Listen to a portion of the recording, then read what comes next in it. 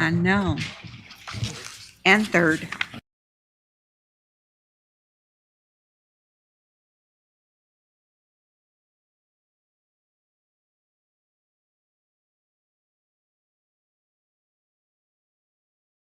Morning, everybody. Morning. Morning. I would like to call the meeting to order at 11 o'clock a.m. I ask that as a courtesy to all that you ensure that you have silenced your cell phones. Also, would like to remind our directors to turn their microphone on and off each time they speak to help with the audio and video recordings. For the record, I'll note that the public meeting notice was properly posted as required by law, and the notice of this board meeting was provided to each of the directors. It was noted that Director Boren would not be able to attend today's board meeting. At this time, I would like to welcome 3 new board members to the room.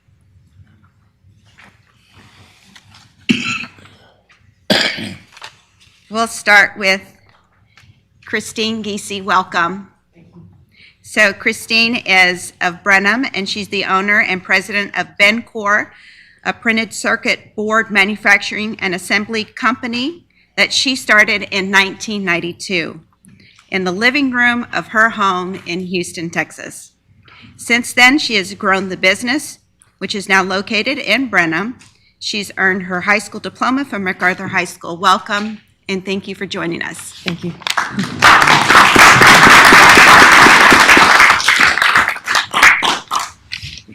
Helen Jimenez of Richmond is the owner of Outstress in Sugarland. She's a board certified counselor and member of the Eye Movement Desensitization Reprocessing EMDR International Association and the Houston Licensed Professional Counselor Association. She's a former volunteer with Justice for Children and Lunches of Love and currently volunteers mentoring psychotherapists nationwide in the specialty of EMDR. Jimenez received a Bachelor of Science in Psychology and Sociology from the University of Houston, graduating cum laude, and a Master's of Arts in Counseling from the University of Houston, Victoria. Welcome.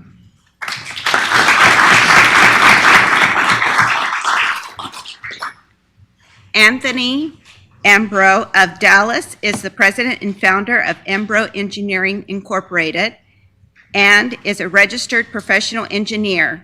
He's a member of the Institute of Electrical and Electronics Engineers, Water Environment Association of Texas, American Council of Engineering Companies, National Society of Black Engineers, and International Society of Automation.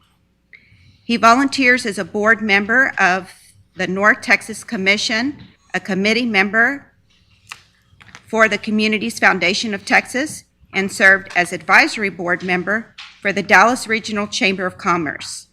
Ambrose received a Bachelor of Science in Electrical Engineering from Oklahoma State University. Welcome, Tony.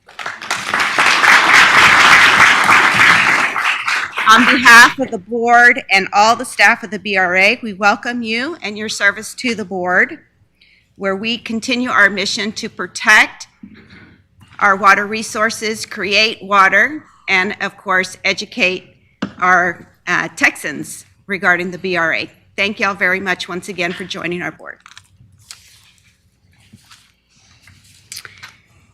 Now we've reached the portion of the meeting where we have set aside time to hear from you, the general public. Those interested in providing comments by filling out one of the cards available at the receptionist's desk will be called to approach the podium to make their comments at this time. We have received a card from Paul Lanham. Paul is from Lake Granbury. Paul, would you like to come up to the podium there up front?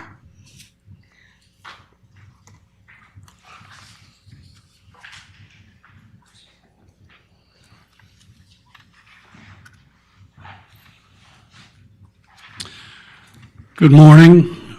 My name is Paul Lanham. I reside on Lake Granbury in the area some of you may know as Stumpy's Cove.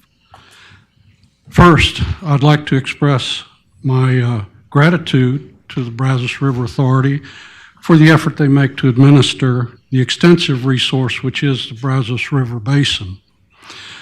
More specifically, I appreciate the October 26, 2021 response to my letter of October 5th regarding my concerns about the recent commercial facility development in Stumpy's Cove.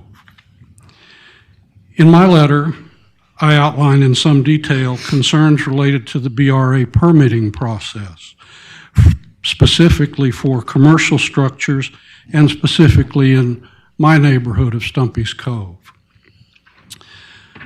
Stumpy's Cove is by far the most heavily trafficked and most commercially developed area on Lake Granbury. I realize that these activities generate significant revenue for the BRA. Notwithstanding this, the recent installation of an additional large commercial dock facility in this small cove, occupying a footprint nearly the size of 2 football fields, has created the concerns expressed in my October 5th letter. Several of my neighbors have also been impacted. The foremost concern I see is the absence of transparency in the permit process for this large commercial structure. Presently, the process is treated essentially the same as a typical 30 by 30 foot private dock that you might install for your home. There does not appear to be either public notice or public input to the installation of this type or size of commercial purpose structure in an already heavily developed and trafficked area of Lake Granbury. I would respectfully ask the BRA to take a fresh look at their permitting process to assure that it remains fair and even-handed and thorough. It should be improved to make it fully transparent, giving all affected landowners notice of the early and later stages of a permit investigation. This would give landowners a fair chance to state their concerns and have those concerns considered in the decision-making process for awarding of a permit of this type. Unfortunately, the current BRA rules do not provide this opportunity.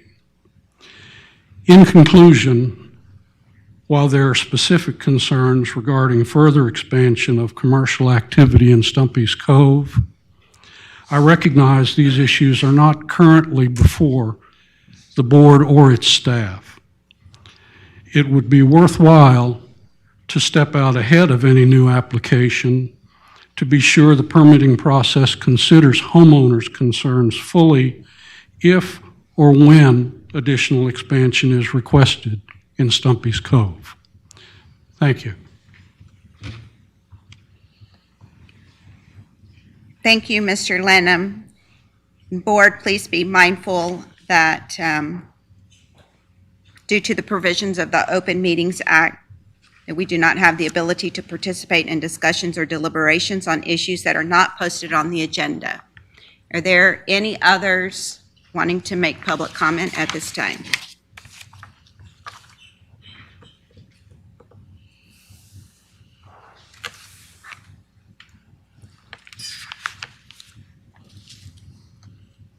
Seeing there are no others, we'd like to move to the first agenda item.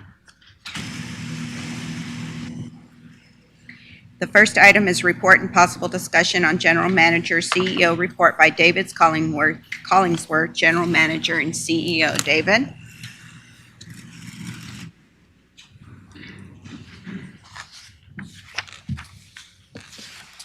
I apologize for closing those blinds. It's such a beautiful day. I didn't want anybody to see outside. Actually, it interferes with our ability to see some of the slides that you'll see in just a little bit, so I should have closed those slides earlier. First of all, on behalf of the staff, I'd like to welcome the new board members. We had a good introductory discussion this morning on some of the things that are going on with the BRA. So we really look forward to tapping your expertise and you being part of an organization that has a tremendous challenge ahead of it. And that is both maintaining the infrastructure that we have and creating new water for a state of, the state of Texas that is growing probably second to none in the United States of America. This will be our last board meeting before the holidays, so let me be the first to wish you a happy holidays. I know that sounds kind of awkward, but Thanksgiving is right around the corner, and we will talk a little bit later on about our board schedule for next year, so you can begin to plan for that. I have really a treat for you this morning for just a few minutes. Some of you may remember that just prior to COVID, I had started something with our executive management team where once a quarter I was bringing in customers to begin to communicate more with our executive managers, because it's not the size of our basin, it's not always easy to have people on the road going out and visiting with our customers. And yes, we do have folks that's their full-time job.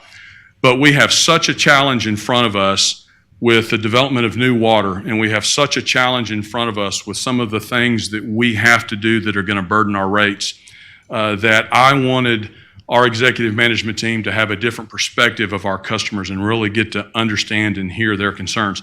So the first one that we visited with was Gulf Coast Water Authority, and Brandon Wade, the general manager of the Gulf Coast Water Authority, is here this morning. And I asked him if he would just spend a few minutes and just kind of give you Gulf Coast Water Authority 101 so you could understand some of the challenges of one of our largest customers. And I won't steal his thunder, but he provides water to a lot of folks and has a tremendous amount of responsibility. So Brandon Wade. Thanks, Brandon. How do I advance the slides, or do I just tell someone to do it? How does he, will you advance the slides? The clicker should be up there. There's a clicker right there, Brandon.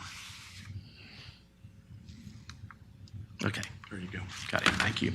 Good morning, everyone. Good morning. Thank you for the opportunity to visit with you a little bit. Again, I'm Brandon Wade. I'm the general manager of the Gulf Coast Water Authority.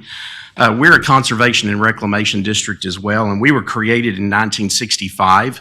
We were actually initially created as the Galveston County Water Authority, and we were primarily created by Texas City Industrial Complex as a result of subsidence. We're now authorized to provide wholesale water and wastewater services in Galveston, Fort Bend, and Brazoria County. We get our water primarily from the Brazos River. We actually do contract with the City of Houston for a little bit of water out of their southeast plant, but primarily out of the Brazos River. And we have around 400,000 acre feet of run-of-the-river water rights that date back to the 1920s.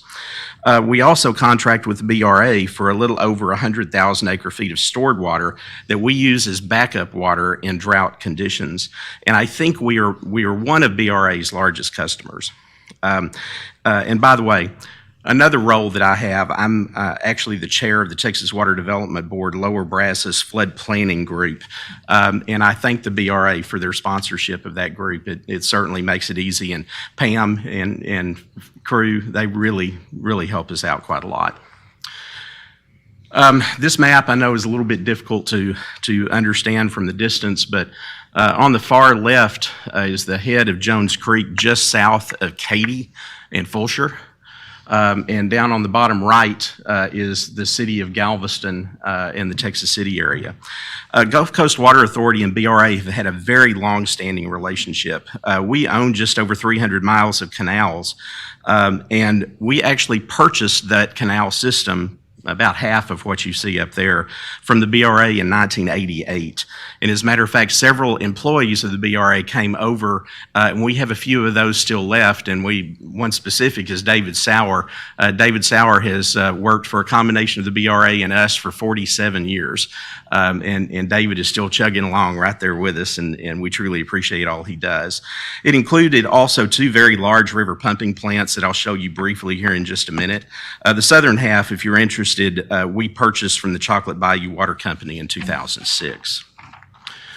This is the Thomas Mackey Water Treatment Plant in Texas City. We have it's about 57 million gallons a day. Most cities in Galveston County get their fresh water from this. We also provide, by the way, raw water to Sugar Land, Pearland, and Missouri City. All of this that comes from the Brazos River. And by the way, our water plant did not fail in the winter storm in February. We have a partnership with a microgrid provider that made it to where we never lost electricity, and so we never lost system pressure out of the plant at all. We provide over 100 million gallons a day to the industrial complex in Texas City and also Chocolate Bayou. This includes Marathon, which I believe is the second largest refinery in the United States. And it also includes Valero and Ineos south of Alvin. And by the way, we have to provide those chemical plants water 24 hours a day, 7 days a week, 365 a year, without question and without interruption. And so failure is really not an option for us. This is our new industrial pump station in Texas City. It's capable of pushing a little bit over 95 million gallons a day of water to the Texas City industrial complex. All of this is coming from the Brazos River. In addition to this, laid over the top of our canal system is 16,000 acres of rice. So in a partnership between us and the BRA, we provide these farmers their water for both their both of their crops in the year. And by the way, it also includes Rice Tech, and Rice Tech is a rice research facility south of Alvin. And if you haven't had a look at what Rice Tech does, it's fascinating, absolutely fascinating. One of the plants that we acquired from the BRA in 1988 is the Briscoe pumping plant. It is just south of Missouri City on the Brazos. And by the way, one pump out of this pump station can push 70,000 gallons a minute. On the left, on this one, is the Shannon pumping plant. This one is the one that's just south of Fulshear and Katy. This is another one that we acquired from the BRA in 1988. It currently has 50,000 gallon a minute pumps in it, and it was damaged during Hurricane Harvey. So what you see on the right is going to be the new Shannon pump station, and it is under design. It's expected to cost about $65 million, and at this point, I think we have been able to land about $50 million worth of grants for this, and should be under construction within about 2 years. We also, and it's my understanding you have started an integrated water plan. We too have started an integrated water plan, and we've been working on it quite diligently, and by the way, our planners are talking to your planners. Very, very thorough cooperation and coordination going on there. We have very serious mutual interests and concerns. Our need for Allen's Creek really badly. We also have some potential opportunities when it comes to desalination, but that may have to be a team effort as well, and several other things that once we get through the discussion of that, I'm sure we'll have a list for you. The Gulf Coast Water Authority and the Brazos River Authority are without doubt close partners. We couldn't do what we do without you in any way. David Collinsworth and I became general managers at about the same time. And he and his staff, and I've just noticed a few of them, Matt and Brad and Aaron, and I mentioned Pam before. I don't know whether Pam's in here or not, but they have all worked with us very, very closely, and we truly appreciate the relationship that you have allowed. What it boils down to is our relationship went from a good relationship to just recently essentially an excellent and model relationship for all of us when it comes to cooperation. And by the way, what you see in the background is our 9,000 acre foot Texas City Reservoir, which is essentially the end of the line. It is where the water comes to just before it goes into the water treatment plant and into Texas City, and it's about a 30-day supply of water for us in case we run into various different problems. And again, I truly thank the board for the ability for us to work so closely with the staff. We literally work hand in hand. I think David and I meet about once a month in talking about our various different issues and so forth, and it has been a great relationship, and I truly appreciate your time. Thank you.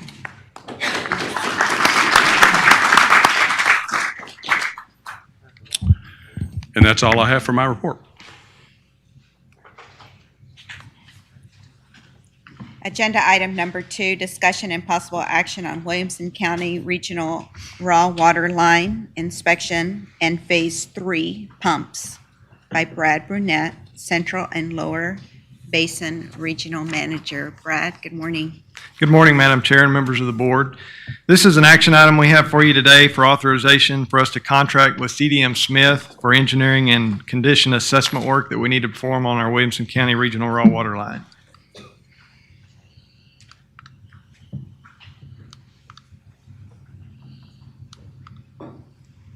Clicker malfunction here, it looks like. There we go, thank you. So the Williamson County Regional Raw Water Line conveys water from Lake Stillhouse Hollow down to Lake Georgetown. I know that we've talked frequently about that project in the past and for other work that we have ongoing there, so most of you are familiar with it. It supplies water to 3 customers that we have there. That's the City of Georgetown, the City of Round Rock, and the Brushy Creek Municipal Utility District. And you can see the service areas of those 3 entities on the map. The pipeline is absolutely critical to their water supply, just like Brandon was talking about a while ago, the criticality of their plant down there to the industry in Texas City. This pipeline is really critical to these 3 customers.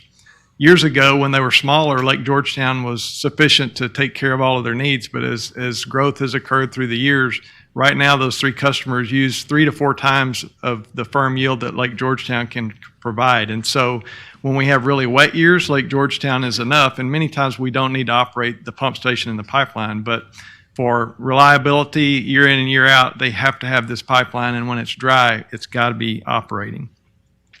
We built it about 20 years ago and first began supplying water through it in 2006. I think that was the first time that we pumped water. It is an agreement that we have with those customers, a cost reimbursable agreement. So those 3 customers pay for all the costs associated with this pipeline, be it infrastructure, capital costs, as well as operations and maintenance. The way we operate is we determine when to pump based on trigger levels at Lake Georgetown. So we don't always try to keep Lake Georgetown full, but we do set trigger levels so that when it does start getting dry, that we're going to be able to keep up with the demand and not run short at Lake Georgetown. And so those trigger levels help us do that. The system was initially designed for an ultimate build-out capacity of about 55 million gallons per day. When we originally built it, we installed pumps at that time that could convey about 27 million gallons per day. Those were 2 1,250 horsepower pumps. And then around 2010, somewhere in there, we expanded and added 2 additional pumps that are 2,500 horsepower pumps. They got us up to the current capability of the system, which is 42 million gallons per day. And again, the ultimate build out is 55 million gallons per day. And so that's what we're looking at needing to get ready for now. So this slide shows total water use from Lake Georgetown by these 3 customers since 2010, as well as some projections looking ahead. That red projection line that you see there shows what water use would look like if we had a severe drought like we did in 2011. And you can look at the green line and see what water use has been, and you see that sharp rise that we had in 2011 in the drought. And then you see it tailing off in 12, 13, and 14, which were dry years, but we implemented our drought contingency plan and customers started conserving water. And so looking at those projections there, you can also see that brown line, and that represents what we think water demand would be with implementation of our drought contingency plan.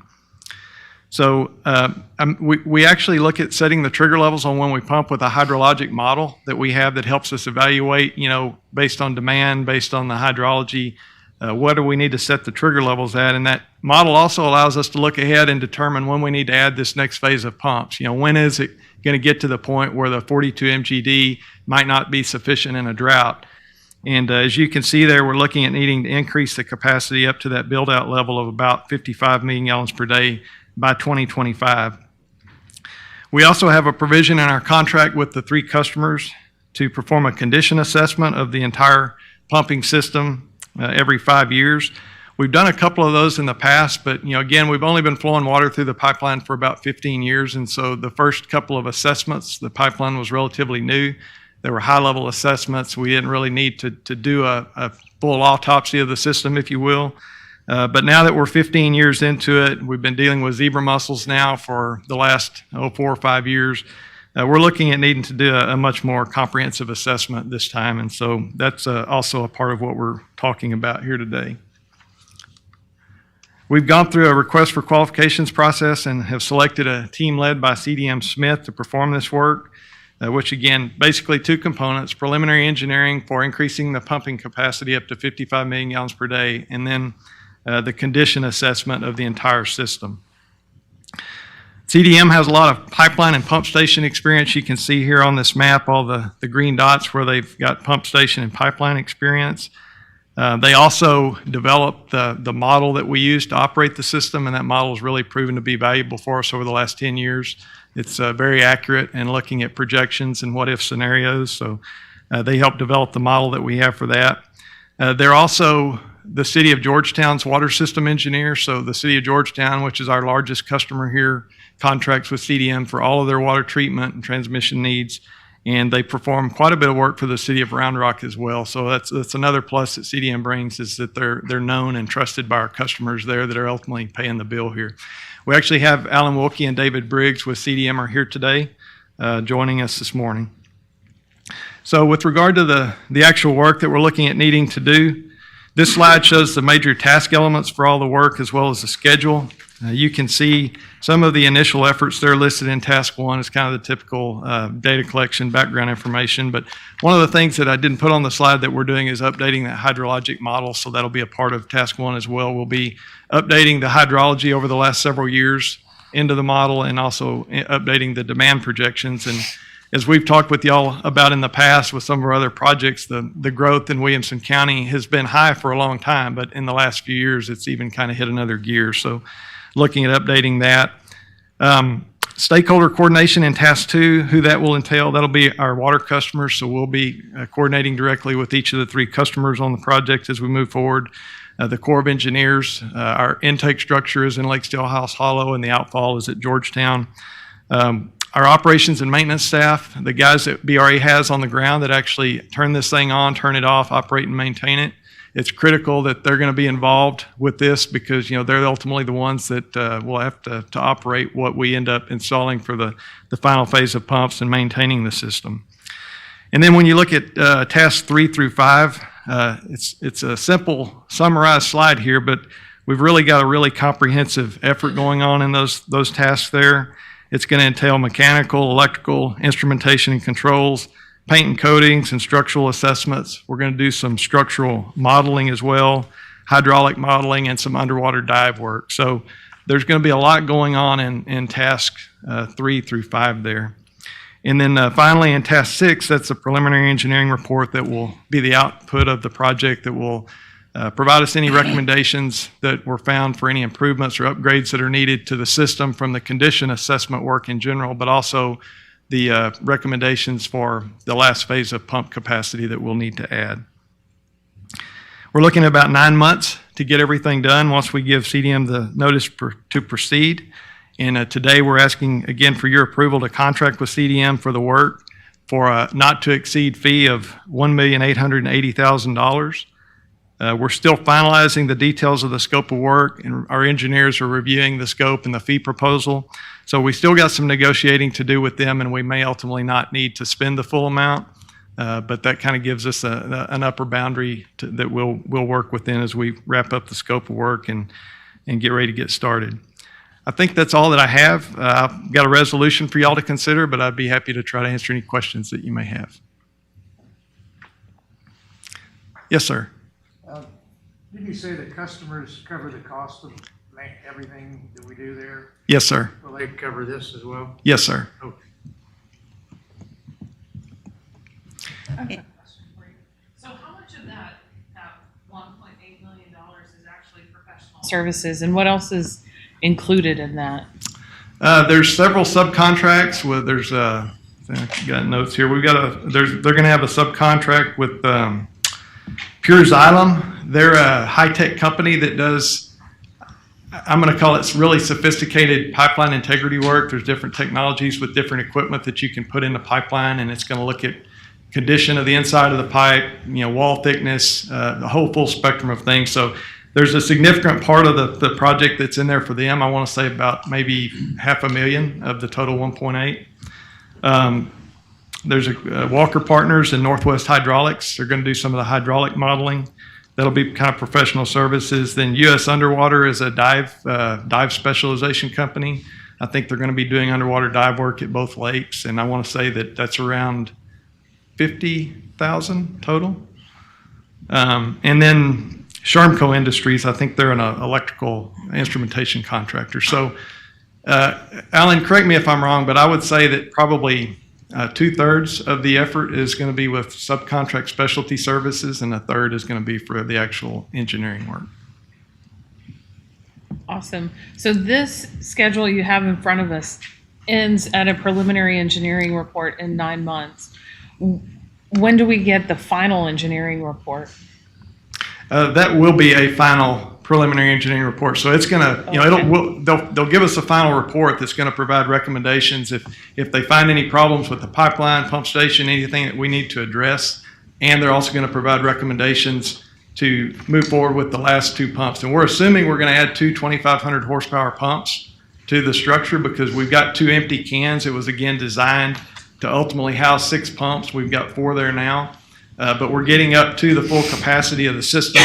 They're going to be looking at, the C factor of the pipeline, the pressure rating of the pipeline, just to make sure that that ultimate build-out capacity of what was envisioned originally is still the case, and provide recommendations for that. But there will be some additional design work for the actual pumps once we select what we need to do.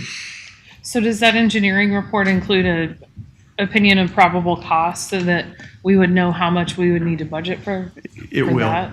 It Okay. will. Thank you. Yeah, you're welcome. Does this involve the copper ion generator? Not directly. That project is related in that it is going on this structure. That project, I think we're in either the 60 or 90% design review there. So hopefully we'll have the copper ion generator installed about the time that this work is wrapping up. So it's going to have to be considered, that it's going on, but it's not necessarily something that we're going to be looking at specifically with this contract. Director Sanderson has a question. How well does this fit in with our projected cost factors and so forth when we went into the whole process? Is it in line with it, higher or lower? Yeah, our budget for FY22, when we were budgeting for it with the customers, I think we've got around a little over $1.6 million in the budget. So the total here is a little bit over that, but we're also looking at this project extending into the early part of FY2023. So when we prepare the budget for you for 23, we'll probably have some funds in here to continue wrap this up as well as anything that comes out of it. All right, Director Lattimore has a question. Maybe you mentioned this and I missed it, but the water line was originally designed with the contemplation that this full pumping system would be installed. So what we're doing right now would be to just go back and evaluate it to be sure that the conditions are such that we can do the installation. Yes, sir. Okay, thank you. All right, seeing no other questions, please read the resolution. Be it resolved that the Board of Directors of the Brazos River Authority hereby authorizes the General Manager, CEO, to negotiate and execute a contract with CDM Smith Incorporated for engineering services associated with conducting a condition assessment of the Williamson County Regional Raw Water Line to include the intake structure, pump station, and water line, and to make recommendations for expanding the pumping capacity at the intake structure. And be it further resolved that the fee for engineering services associated with a condition assessment and recommendations for expanded pumping capacity shall not exceed $1,880,000, and engineering fees for subsequent phases of the project will be presented to the Brazos River Authority Board of Directors for future consideration. You've heard the reading of the resolution. Is there a motion to adopt? So moved. A motion made by Director Crone, a second by Director Wilson. Please poll the board. Presiding Officer Flores. Yes. Director Taylor. Yes. Director Abraham. Yes. Director Fernandez. Yes. Director Giese. Director Henderson. Yes. Director Huber. Yes. Director Jimenez. Yes. Director Crone. Yes. Director LaChance. Yes. Director Lattimore, Yes. Director Leslie, Yes. Director Lloyd, Yes. Director Luton, Yes. Director Embro, Yes. Director Ruiz, Yes. Director Sanderson, Yes. Director Savage, Yes. Director Smith, Yes. Director Wilson. Yes. Agenda item 3, discussion, that motion passes. Agenda item 3, discussion and possible action on Lake Granbury low water facilities by Mike McClendon, Upper Basin Regional Manager. Mike, it's all yours. Thank you, Presiding Officer Flores, members of the board. Good morning. The low flow facilities project falls under our strategic plan, and basically, in brief, that says that the BRA is going to manage its water resources and support long-term preventative maintenance of our dams and our reservoir facilities. So with this presentation today, I'm going to be seeking the board's authorization to move forward with construction of the low flow facilities. So the planned work at Day Cordova Bend Dam, it's a maintenance repair project to repair the existing low flow gates. These gates allow Brazos River Authority to release water for in-stream flow purposes at rates much smaller than our existing 16-tainer gates. So we can operate at about, say, 10 to 15 CFS up to about 2,100 CFS. There's 2 existing head gates that'll be replaced with this project, along with a hydraulic pressure unit. The hydraulic pressure unit is what's utilized to open and close the gates. And then there's some coatings work that'll be done, and then some ancillary components, gate stems and such. And so what this diagram is showing you here is, this is the upstream side. So these are the inlet gates for the low flow facility. This is just a portion of the low flow facility located on the south side of the dam. And so we'll be replacing these 2 84 by 96 gates. They'll be replaced with stainless steel gates. And then the discharge gates are down here. You can see 2 of the 4. And those are existing stainless steel gates, so we just have some coatings work that's necessary for that. And then what you also see in this diagram is the submerged hydraulic cylinders. This is an older diagram. The cylinders are actually located on the operations deck for maintenance purposes. It's a lot easier to maintain on top of the deck as opposed to being submerged.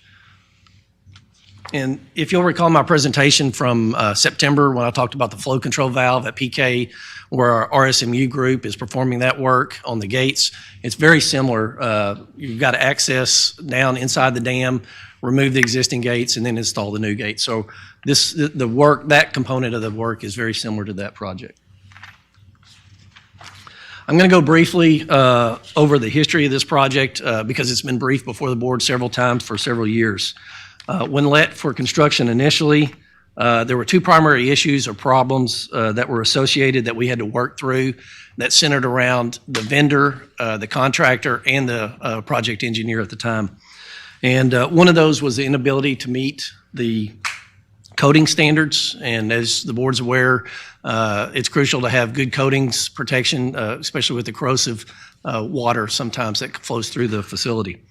One of the other issues was the inability to obtain hydraulic pressures. And so without obtaining hydraulic pressures, we were unable to open and close the gates. So all that culminated into a mediated settlement that was brought before the board.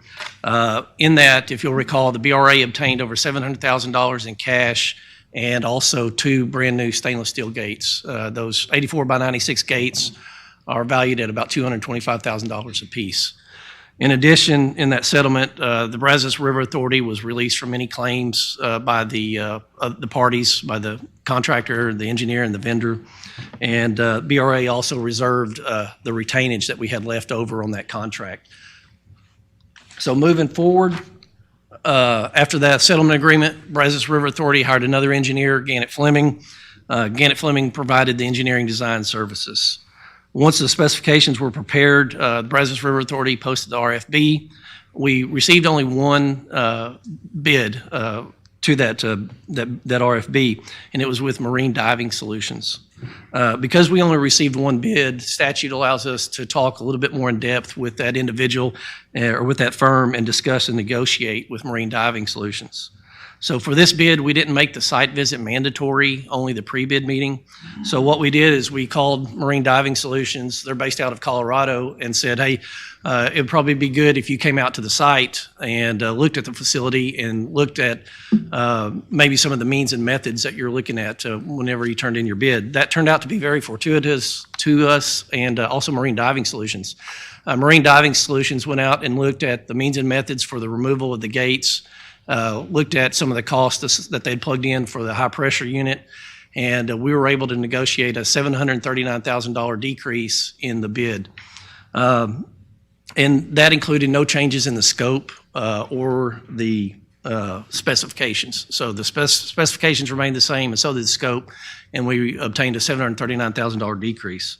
Some of the lessons learned from that process was, although we had reached out to contractors in advance of the bid process, we need to do it a little bit closer to the bid time. So we've learned that. That's one lesson we learned. The other one was to make the site visits mandatory, and we proceeded with that as we progress through future projects. So as I said earlier, I do have a resolution for the board to consider. It's to execute a contract with Marine Diving Solutions. We have in FY22, $1.9 million budgeted for this project, and then FY23, we have $600,000 for this project. We looked at the risk that were in the construction market today. There's supply chain issues, labor shortages, inflation, the pending infrastructure bill, and then also we've seen a propensity of firms to move forward towards actually larger projects in the $10 million range, and these ones that are in the $1 to $3 million range, it's hard to have people respond to sometimes. But after reviewing that information, we believe this bid's still in line with our estimations. I did go back and look when we originally bid this contract for construction. That contract was at $2.1 million, and that was about 8 to 10 years ago.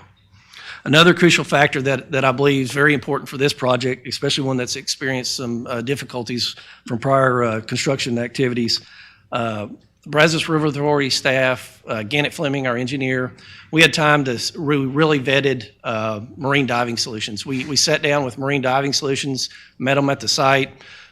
We also talked with owners that Marine Diving Solutions had provided services for in depth. And what culminated out of that vetting process, it really gave us the assurance that they're a qualified contractor and that they can perform the work and bring this project to closure. So with that, I have a resolution for your consideration, but I'll take any questions too that you might have at this time. Yes, Mike, I have a comment. I appreciate the thoroughness of your report to the board, and more importantly, I appreciate that your team constantly, continually evaluates to see how they can do better. And so it gives me confidence whenever you're presenting something and you say, this is lesson learned, right. This is what we learned. So thank you to you and your team for constantly doing that and bringing that information to the board. It provides us some confidence as we make decisions on Right. spending a lot of money. Yes, ma'am.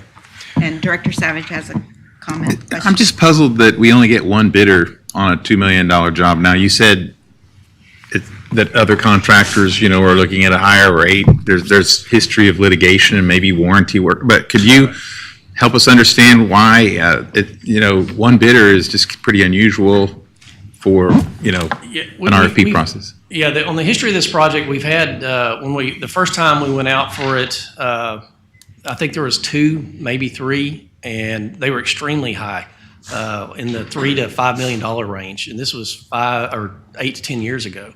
And we didn't award at that time. And then we came back, and I don't remember the last time it went out for construction, but obviously the contractor wasn't qualified. It was a lower bid, and you kind of run into that sometimes, at least from my experience. I think what we've done, though, with Blake wants to get up here and talk, I think we're more actively engaged in seeking firms, and I think Blake's department has done a really good job of that. Unfortunately, it didn't materialize on this. I think probably, as you said, some of the litigation history may have led to some of that, but I'll let Blake address. So I think there's a lot of factors there. One thing to consider is BRA has not done many construction projects here recently. There's that perspective. There's a perspective. It's a pretty volatile construction arena right now. So drawing up interest there. Some things that we've put into place as part of our project management office that we've developed there in Tech Services is starting the coordination, not only on the engineering front, but on the construction front. So reaching out to contractors as well, developing those relationships, letting them know what we have. So we're starting that. We've got a group of contractors that we've currently been coordinating with and look to expand there. So, things such as attending conferences, things like that, where those contractors are at is crucial in developing those relationships. So there's that. In addition, exploring new ways to advertise our projects. Something that we're considering right now, I don't know that we're 100% there yet, is a program or a website called CivCast, and that's a way to reach out to local contractors that are looking for work, maybe in the Texas area or in a certain industry, things like that. So we're exploring all different areas there, but hopefully trying to build a group of good contractors that we can continue relationships there and try to get folks to bid on our projects. Thank you. Yes, sir. Mike, this would have the normal protocols, payment performance bonds, retainage, just like we always do. Yes, sir. Most So definitely. You're relatively safe as far as the Right. contractual obligations. Right. My main goal in this too, though, was to find a qualified contractor because litigation takes too long. Exactly. No offense to the attorneys. All right. Seeing no other questions or comments, please read the resolution. I'll turn it over to the voice of the BRA. Be it resolved that the Board of Directors of the Brazos River Authority hereby authorizes the General Manager, CEO, to execute a contract with Marine Diving Solutions, LLC, for construction services at De Cordova Bend Dam for an amount not to exceed $1,990,750. Be it further resolved that the Board of Directors of the Brazos River Authority hereby authorizes the General Manager, CEO, to approve change orders as deemed appropriate by the General Manager, CEO, subject to the aforementioned not to exceed value.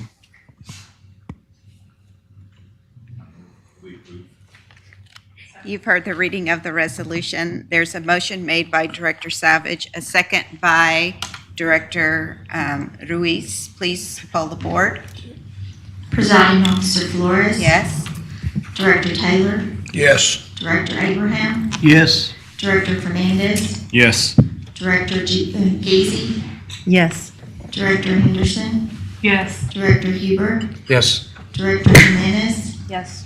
Director Crone. Yes. Director LaChance. Yes. Director Lattimore. Yes. Director Leslie. Yes. Director Lloyd. Yes. Director Luton. Yes. Director Embro. Yes. Director Ruiz. Yes. Director Sanderson. Yes. Director Savage. Yes. Director Smith. Yes. Director Wilson. Yes. Motion carried. Agenda item 4, discussion and possible action on interlocal agreement with Bell County by Brad Burnett, Central and Lower Basin Regional Manager. Brad? Yes, hello again. This is an action item for authorization to enter an interlocal agreement with Bell and Coryell County entities for the purpose of preparing a regional habitat conservation plan. So earlier this year, the U.S. Fish and Wildlife Service issued a report identifying potential habitat for endangered karst invertebrates in Bell and Coryell counties, and this is something that I think Williamson County has dealt with previously. The results of that report could result in future threatened and endangered species listings in the region, which would pose issues for growth and development, including some water supply and water transmission projects. And we've got, quite a few customers in Bell County, as well as projects there that we're going to need to be doing in the future for, transmitting water. We're working on the Belton Stillhouse Pipeline project and some of those kind of things. So the Bell County Judge, David Blackburn over there, has been leading an effort to create a regional, what they're calling a regional karst coalition, in order to proactively get ahead of this issue. The goal of the coalition is to develop a regional habitat conservation plan in coordination with the U.S. Fish and Wildlife Service, as well as Texas Parks and Wildlife Department. That habitat conservation plan would provide for conservation efforts in the area while also supporting continued growth. And I believe habitat conservation plans are a requirement for any incidental take permits that might be needed to be obtained for projects there in the future. BRA has been asked to support this effort by the judge, and many of our customers, in fact, most of our significant water customers in Bell County are part of the coalition. This slide is a list of those entities that are currently planning on participating, and with the exception of, I guess, the groundwater districts, all of those other entities use water that we source from either Lake Belton or Stillhouse Hollow. So we're asking, again, for approval of an interlocal agreement and the ability to contribute up to $35,000 for this effort. What the group is planning to do is to seek a grant, again, from the U.S. Fish and Wildlife for creating this plan. The grant amount is potentially up to $1 million, and it requires a 25% match. The list of entities is still being finalized, so there may be others. There may be some of these, one or two of these, that decide not to participate. But the $35,000 limit would be for us to be able to cover our part of a local match. So I have a resolution for this as well, but would be happy to try to answer any questions, or if you ask me any hard questions about a habitat conservation plan, I'm going to get Tiffany to answer. Well, Dr. Ruiz has a question. What invertebrates are they concerned about? I think it's mainly the salamanders, things like that, or that live in the underground karst formations. There's also a whole host of insects. Beetles, spiders, everything else. I think there's. The ones in Salado, mostly. Salado, kind of around the Stillhouse Hollow area, a little up towards Colleen and some of the Fort Hood. I think that's what initially kicked it off. Fort Hood was going to expand, and then they, in doing their permitting, they found some additional karst areas around the outward. So I don't want you to think about this as a study or a warm and fuzzy. This is the beginning of an effort that would begin the negotiations with U.S. Fish and Wildlife that would set forth the parameters in which we would get to design and build the pipeline between Belton and Stillhouse Hollow. So if this doesn't happen, the challenge that we have to deal with both the political nature of the pipeline and the potential endangered species, I think the challenge is exponentially more for us to build that pipeline. So the fact that U.S. Fish and Wildlife is at the table and willing to listen to this initiative that the Bell County judge has started, I think is really, really positive. We did not budget for this. This would be something that would be paid for out of the general manager's special budget that you approve. I have $1 million in there for stuff just like this. So that's kind of how we see this in the big picture of how it would help us be successful in a project. Thank you for that explanation. Any other questions? Okay, Director Wilson has a question. Excuse me. For either one of you. So it's a coalition. So how much we would be involved in that coalition, I assume BRA would. How many others, this whole list or whoever participates monetarily would have a voice in the coalition to be able to make those decisions, et cetera? That's kind of where I'm going. Correct. Right now, as the interlocal agreement that's being prepared, these entities would be participating, would all have a seat at the table and a voice moving forward. Like I said, it's not finalized, and so I can't guarantee that each of these will ultimately sign up. I suspect that they will, and there could be even a couple of others that come into the mix later on, but they're all specifically listed in the interlocal agreement. Well, I asked that question because Mr. Collinsworth noted something that's very important to BRA, the pipeline, and I mean how that say-so and what this looks like has a little bearing. That's the reason I asked the question. So this also has bearing on Texas Department of Transportation, and they're not listed here, but they'll be a stakeholder as well because they're concerned about their ability to expand highways and mobility should this issue become more burdensome on their ability to build roads. So how it plays out and how much grant money we're able to get, I'm guessing will dictate who comes to the table and wants a seat. But that's kind of the stakeholders for now. Director Crone has a question. What might the source of that grant money be?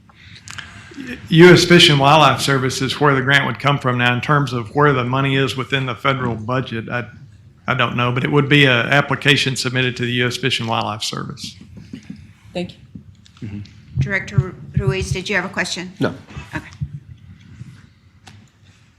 And is this something we foresee future years coming to the board for continued support for this program?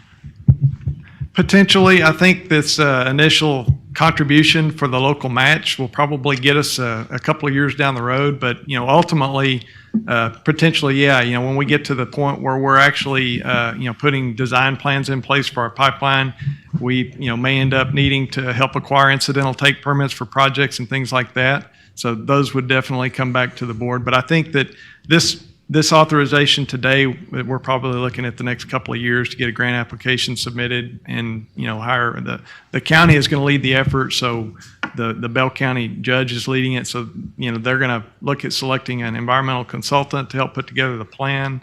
And that's probably going to take a couple of years, I'm guessing, to get. So what's the time frame right now? So you're asking us to approve this right now. It's something that's not in the budget, and they're still talking about getting a consultant to, what is their time frame? I don't know that I've seen a detailed time frame, but I think that their intention is to have a consultant under contract and a grant application submitted in the next few months. I'm pretty sure the grant applications are either due in February or March of next year. There's a real short time frame on putting that package together to the U.S. Fish and Wildlife Service. Thank you. Director Henderson has a question or comment. I just wanted to make a motion that we approve as presented. Okay, we have another question right here before. And He we're had going his hand to up. read the resolution Director too. Henderson. At some Did you point. have a question? Yeah, I do. I'm gathering that your money's here for $35,000 is really to get the match together for the grant application process. Is that kind of the goal No, here?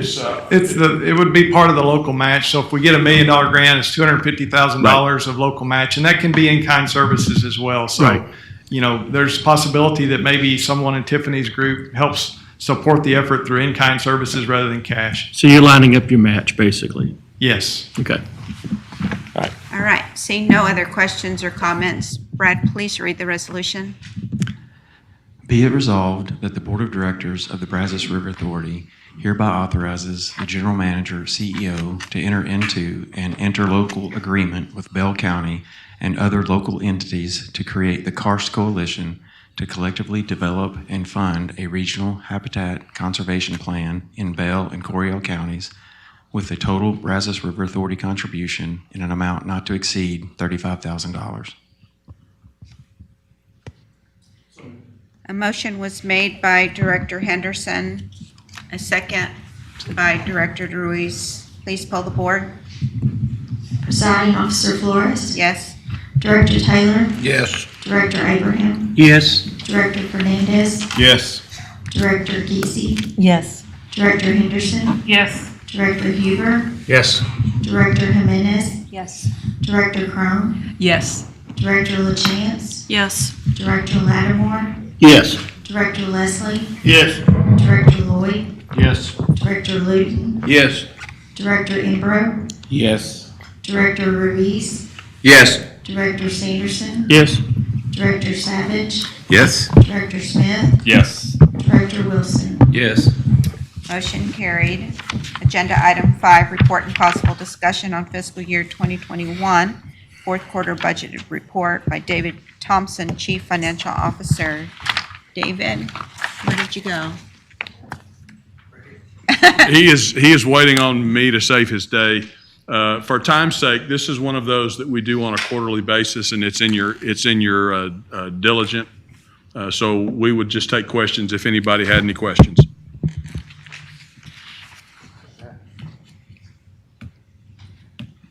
Seeing no questions, we will move on to agenda item number 6, report and possible discussion on fiscal year 2021 fourth quarter investment officers report by David Thompson, Chief Financial Officer. Presiding Officer Flores, we would respectfully treat this one the same way for time's sake. It's in something that we do quarterly, and if you have any questions, we'd be more than willing to take them. Any questions or comments by the board? All right. Moving on to agenda item number 7, discussion and possible action delegating authority to the general manager, CEO, to execute statements expressing official intent to reimburse expenditures from bond proceeds by David Thompson, Chief Financial Officer. And David, I don't think you get to sit down this time. I can't help him with this one. He's on his own. I got to go through this one. That's okay, but thanks. Good morning.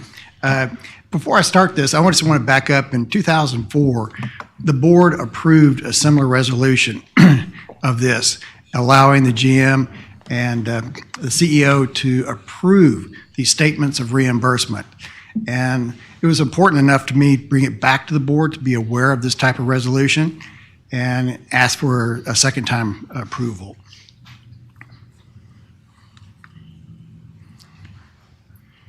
I hope so. Okay. You probably have to go back now. Maybe not. That's it? Okay, sorry. So the IRS requires that if you have a tax exempt debt, and you, and that's what BRA issues are, tax exempt debt, that you anticipate that you're going to have project costs building up, and then later on issue a debt, you must make a declaration of fact that you want reimbursement for that. And that is in executing a statement of express intent to reimburse yourself for debt issuance.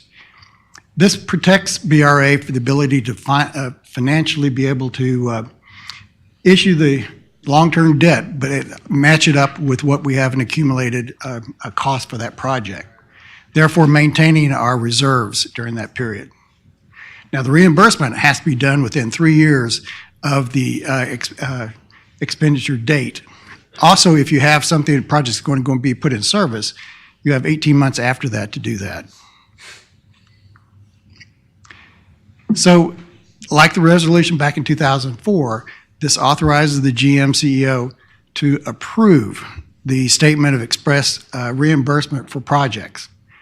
That is very critical, I believe, to our operations and our financing because we have so many projects in play. The clock does start when you do the expenditure date, the first payment you make. The statement must be in place 60 days after the expenditure date starts. Like always, I'll bring any bond issuance to the board. So the upside of this is the fact that, BRA protects its and has the flexibility to balance the cost of the projects over a long-term period and then issuing the debt to match that. There is a downside, though, if we don't do this, is it becomes taxable. And a taxable debt is higher interest rates, it costs more to issue, and it's going to be harder to sell in the market. Therefore, we're passing on more costs to our system rate holders. So this was presented back in July of our 5-year expenditures. And this does not include Allen's Creek, but we'll add that at the appropriate time. So you see $186 million on other projects that we have to deal with. So in doing this statement of intent gives me flexibility to work with these numbers and these projects and match that to the debt issuance we have. Like anything, if new projects are added, we'll do a new statement of intent to reimburse, or if these numbers do change, we'll do that as well. So are there any questions? Any questions? Seeing no questions, David, would you please read your resolution? Okay. I'll let somebody else. Be it resolved that the Brazos River Authority, the issuer, expects from time to time to pay or have paid on its behalf expenditures in connection with the design, planning, acquisition, and construction of various projects prior to the issuance of obligations to finance such projects. And the issuer finds, considers, and declares that the reimbursement for the payment of such expenditures will be appropriate and consistent with the lawful objectives of the issuer, and as such, chooses to delegate to the general manager, CEO of the issuer, the authority to declare from time to time its intention on behalf of the issuer to reimburse itself for such payments at such time as it issues obligations to finance such projects. Be it further resolved that the general manager, CEO of the issuer be and hereby designated the authorized representative of the Brazos River Authority for purposes of executing and delivering on behalf of the issuer statements expressing official intent to reimburse costs relating to the various projects of the issuer from time to time from the proceeds of obligations issued by the issuer to finance such projects, and that this resolution shall take effect and be in full force and effect from and after the date of its adoption, and it is so resolved. And all resolutions of the Board of Directors of the issuer in conflict with or inconsistent with this resolution are hereby amended or repealed to the extent of such conflict or inconsistency. You've heard the reading of the resolution. Is there a motion to adopt? So moved. A motion made by Director Wilson, a second by Director Henderson. Please pull the board. Presiding Officer Flores. Yes. Director Taylor. Yes. Director Abraham. Yes. Director Fernandez. Yes. Director Deasy. Yes. Director Henderson. Yes. Director Huber. Yes. Director Jimenez. Yes. Director Crone. Yes. Director LaChance. Yes. Director Lattimore. Yes. Director Leslie. Yes. Director Lloyd. Yes. Director Luton. Yes. Director Embro. Yes. Director Ruiz. Yes.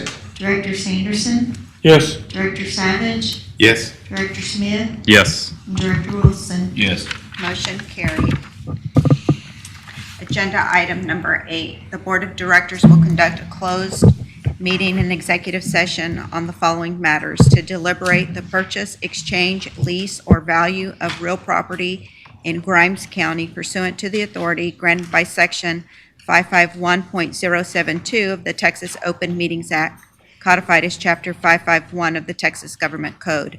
B, to consult with attorney regarding litigation with respect to Allen's Creek Reservoir pursuant to the authority granted by Section 551.071 of the Texas Open Meetings Act, codified as Chapter 551 of the Texas Government Code, and to deliberate the purchase, exchange, lease, or value of real property in Austin County in relation to Allen's Creek Reservoir pursuant to the authority granted by Section 551.072 of the Texas Open Meetings Act. If you are not specifically involved in the presentation of the first executive session item, please excuse yourself from the boardroom at this time. With each executive session agenda item, time will be allowed to clear the boardroom and call the next presenter. We ask that the public please wait in the break room in order to keep the hallways clear until the executive session is finished.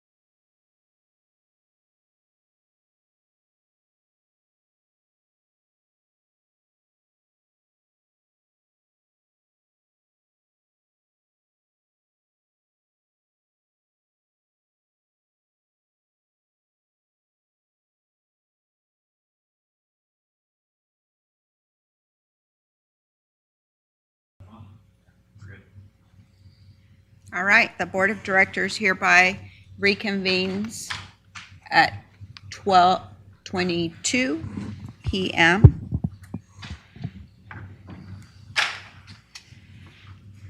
There is no resolution for the board to consider at this time.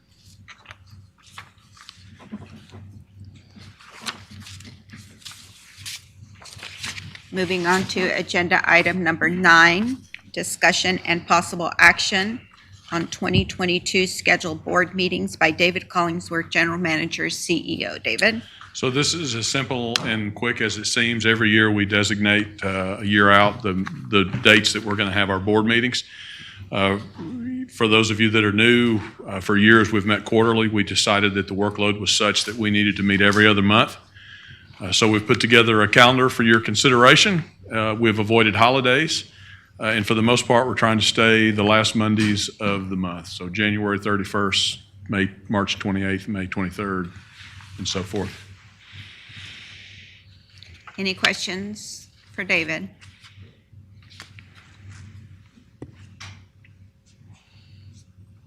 Seeing no questions or comments, please read the resolution.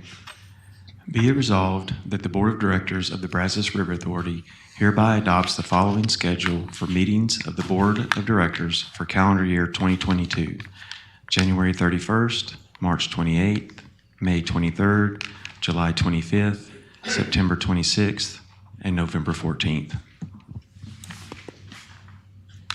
You've heard the reading of the resolution. Is there a motion to adopt? So moved by Director Rui, second by I'll second. Judy Crone. Please poll the board. Presiding Officer Flores. Yes. Director Taylor. Yes. Director Abraham. Yes. Director Fernandez. Yes. Director Giese. Yes.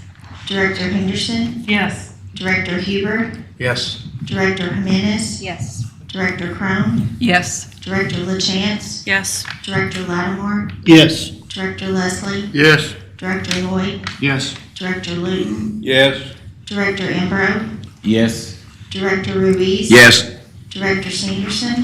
Yes. Director Savage. Yes. Director Smith. Yes. Director Wilson. Yes. Motion carried. Agenda item number 10, discussion and possible action on election of officers by Presiding Officer Cynthia Flores. This is an action item taken up by the board every 2 years, where we as the board choose our Assistant Presiding Officer and Secretary. We will handle this agenda item as follows. As the chair, I will abstain from voting unless my vote is needed to break a tie. I will first open the floor for nominations for Assistant Presiding Officer. Those receiving a nomination and a second will be added to the list of candidates. Once there is no additional nominations, I will close nominations for the Assistant Presiding Officer. At that time, we will hold a vote.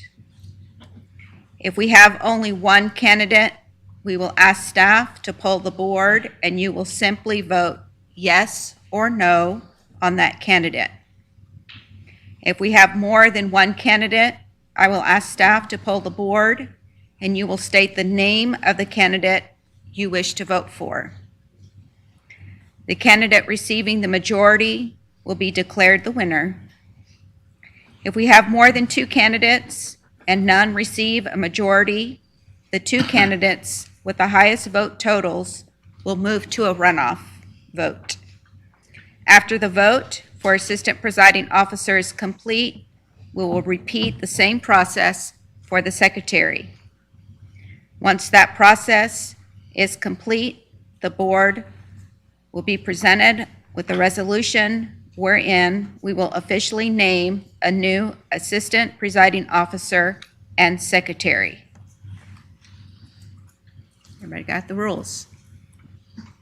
I will now open the floor for nominations for Assistant Presiding Officer. John Henry Luton has a nomination. I'd like to nominate Jen Henderson. There is a motion for Assistant Presiding Officer for Jen Henderson. Is there a second?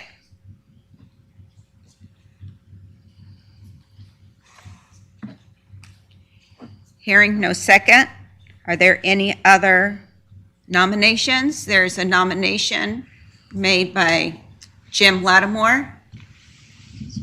Madam Chair, it's my honor and privilege to nominate Director Rick Huber for Assistant Presiding Officer. There was a motion on the floor for Rick Huber as Assistant Presiding Officer, a second by Alan Sanderson. Are there any other nominations for Assistant Presiding Officer?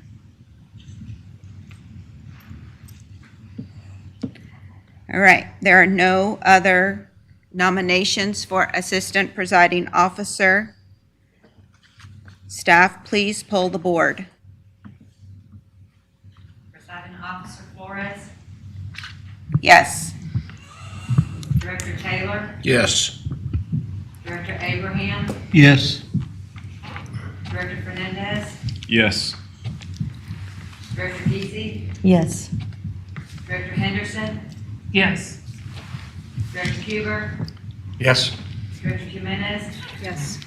Director Crum, Yes. Director LaChance, Yes. Director Lattimore, Yes. Director Leslie, Yes. Director Lloyd, Yes. Director Luton, Yes. Director Embro, Yes. Director Ruiz, Yes. Director Sanderson, Yes. Director Savage, Yes. Director Smith, Yes. Director Wilson. Yes. Now we will accept nominations for secretary. Director Lloyd has a nomination. I nominate Ford Taylor. I second that nomination. There is a nomination for Ford Taylor, a second by Director Huber. Are there any other nominations for secretary?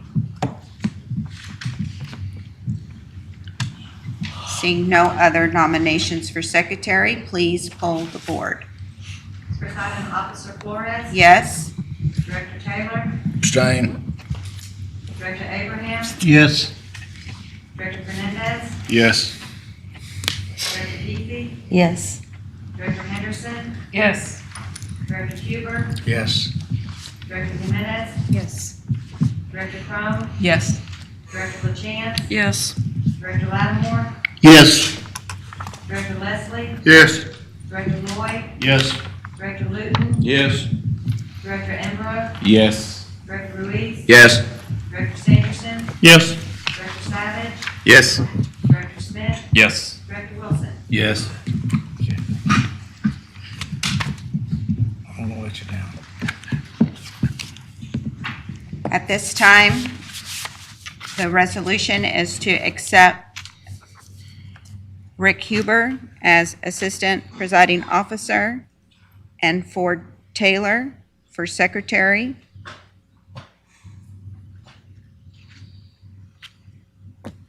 All in favor? Any opposed?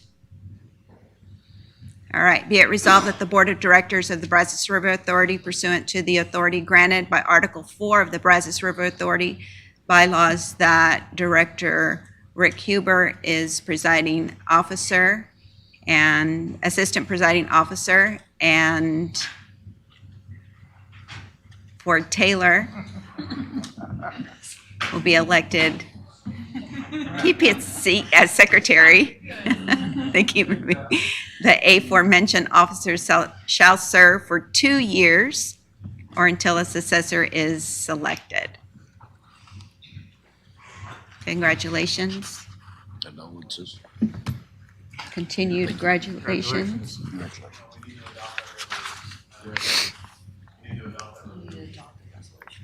Mhm. Yeah, She's getting there.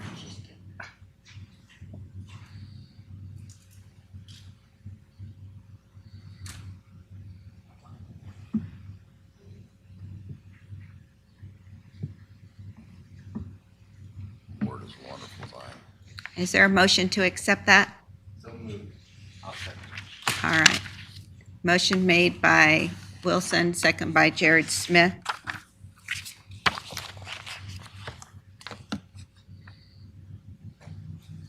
Are you good? You want to pull the board again? All right. Let's keep it. Presiding Officer Flores. Yes. Director Taylor. Yes. Director Abraham. Yes. Director Fernandez. Yes. Director Ducey. Yes. Director Henderson. Yes. Director Huber. Yes. Director Jimenez. Yes. Director Cone. Yes. Director LaChance. Yes. Director Lattimore. Yes. Director Leslie. Yes. Director Lloyd. Yes. Director Luton. Yes. Director Emro. Yes. Director Ruiz. Yes. Director Sanderson. Yes. Director Savage. Yes. Director Smith. Yes. Director Wilson. Yes. I'll entertain a motion, that carried. I entertain a motion to adjourn at this time. Motion made by Director Henderson, second by Assistant Presiding Officer Rick Huber. Lunch is served.